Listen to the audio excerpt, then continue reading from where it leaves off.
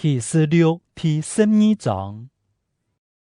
那时，天堂出现一个清大又清神秘的启示，有一个妇人家身着日头，脚踏日光，头拿带顶一档有12粒深的面料，佢會強烈、強子嘅稱痛，開佢太上清閒。天堂又出現另外一個神秘嘅啟示，有一條紅色嘅大惡龍，有7隻頭拿，10幾角，各隻頭拿隆重帶頂面料，佢用米將天堂1/3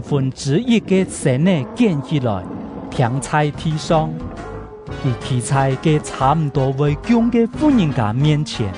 便俄愛一出世，就愛將佢吞落去。嘅婦人家用一個拉嘢，也俄愛將來要用鐵槍痛刺萬骨。佢嘅拉嘢輸接到上帝嘅寶座嘅位去，嘅婦人家逃走去曠野，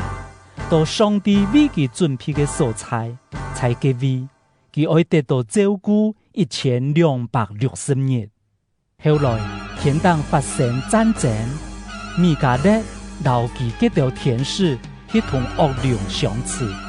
惡龍也帶佢嗰條使者去交戰，總係惡龍戰敗咧，佢留佢嗰條使者無法度再留在天堂，所以嗰條大惡龍本天使平下來。佢就是個羅撒，名按到魔鬼，也是撒旦，是迷惑全人類嘅。佢本天使平在地上，佢嘅條使者也天天平下來。我要談到天堂，要太上音講。一下就是我到上帝拯救嘅世界，上帝已經彰顯佢嘅權能和統治。佢所立嘅基督也顯出佢嘅權柄，願意在我哋嘅上帝面前，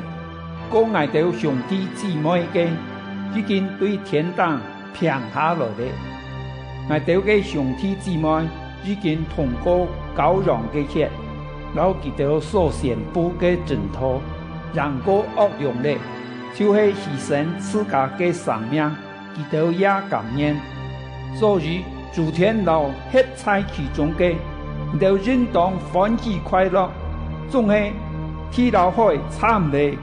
因為魔鬼敵佢嘅時間唔多，滿都是火氣下到你哋嘅位去咧。嗰條惡龍發現自家平落地上，就去迫害嘅強惡愛嘅婦人家，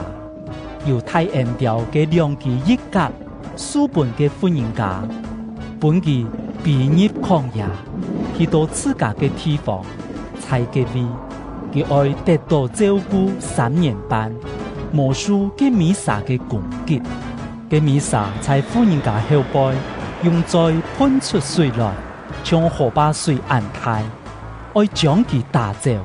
仲係天幫助嘅婦人家，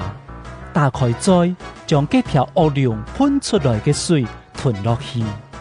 惡龍對嘅婦人家親近，就是同婦人家其他嘅子孫相似，